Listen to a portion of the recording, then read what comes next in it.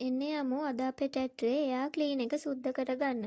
ඔන්න මං එයා ක්ලීන් එක ගලවගෙන තියෙන දැන් සුද්ධ කරගන්න. පේනවනේ. මුලින්ම අපි ඒක ගලවගෙන පැත්තකට අයින් කරගන්න ඕනේ. ඊට පස්සේ ඔයාලට පේනවා ඇතිනේ මේ ඒ කප් එකේ කොච්චර ජරාවක් තියෙනවද කියලා. මොකද කුඹුරු වැඩ කරලි වරලා ඒකට එකතු වෙන දූවිලි මඩ සේරම මේ එයා ක්ලීන් එකට තමයි එකතු වෙන. ඉතින් ওই විදිහට එයා ක්ලීන් එක ගලවලා අපි ලාම්පු තෙල් භාජනයකට දාලා හොඳට බුරුසුවක් අරගෙන සුද්ධ කරගන්න ඕනේ. මාරම ජරාවක් තියෙන්නේ ඒ තරම් රොඩු පිරීලා මේ එයා ක්ලීන් එක ඇතුලේ. ඔන්න ඔය විදිහට හොඳට බුරුසෙන් අපි ඒක සුද්ධ කරගන්න ඕනේ.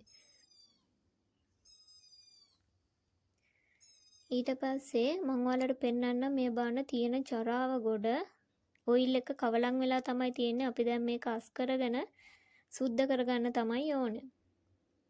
ඕම් බලන්නකෝ කොච්චර ජරාවක් තියෙනවද කියලා. ඔය ඔක්කොම මඩයි දූවිලි. ඉතින් ওই විදිහට හොඳට මේක සෝදගෙන ඉවර වෙලා රෙදි කෑල්ලක් අරගෙන අපි මේක පිහදා ගන්න ඕනේ.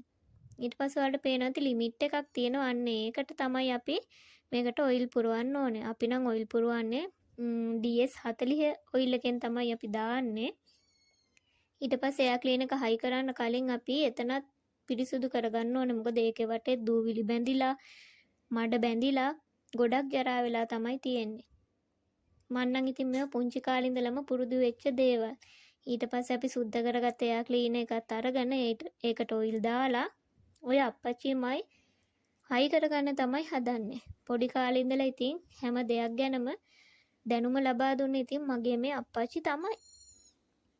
ගෑනු ළමෙක් විදියට හැම දෙයක්ම නොඅඩුව ඉගෙන ගන්න ලැබිච්ච එක ගැන මම මගේ අප්පච්චිට ගොඩක් ස්තුතිවන්ත වෙනවා.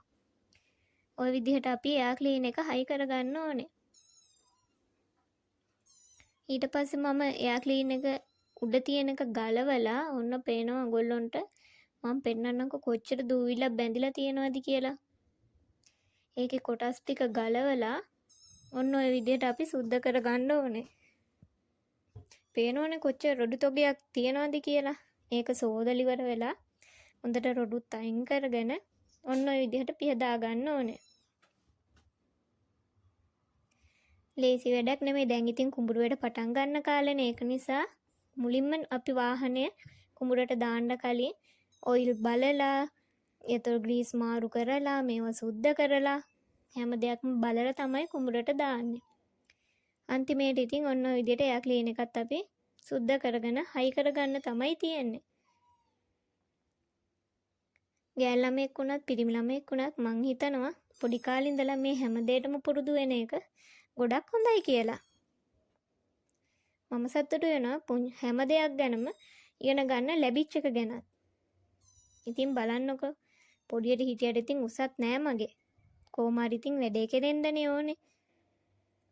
ඔන්න ඔය විදිහට එයා ක්ලීන් එකත් හයි කරගත්තා.